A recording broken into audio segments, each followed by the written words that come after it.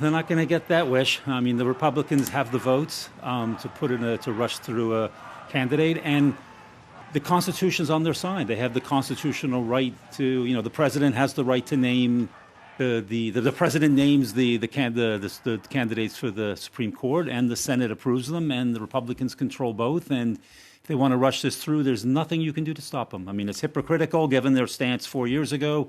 It's bad manners. You can say whatever you want. It goes against the last wish that she left. You can say everything about how sort of unseemly it is. But constitutionally, the Republicans can do it, and they're not going to get this close to the goal line and not score. So, I think it's a done deal. Ingrid Berger, your reaction when you saw the news a week ago? When she died? Well, she's an icon, even for women all over, for everyone. It was astonishing to listen to the reports of the people who went out there to pay their respects, who were really touched and really moved, and it's kind of sad as well that the whole mourning of this wonderful, very impressive person becomes straight away this kind of political battle about the next election, because she was an inspiration, and she's a completely different kind of feminist figure than what we usually talk about today, because she was so indirect in the way that she was promoting gender equality. It's really interesting. It's very interesting that her first cases, she chose cases where the men were discriminated against because of laws. It's very interesting to go back to her early cases. She's smart, and that's very kind of smart. how she developed support and a backing for the later battles that she did. It was genius. She was in it for the long haul, and this persistent fight for gender equality that she started that long ago. That's incredible, impressive. She was, by the way, in Sweden. That's when she became a feminist, they say. She learned Swedish to study the gender equality laws that are on the books there. Very impressive.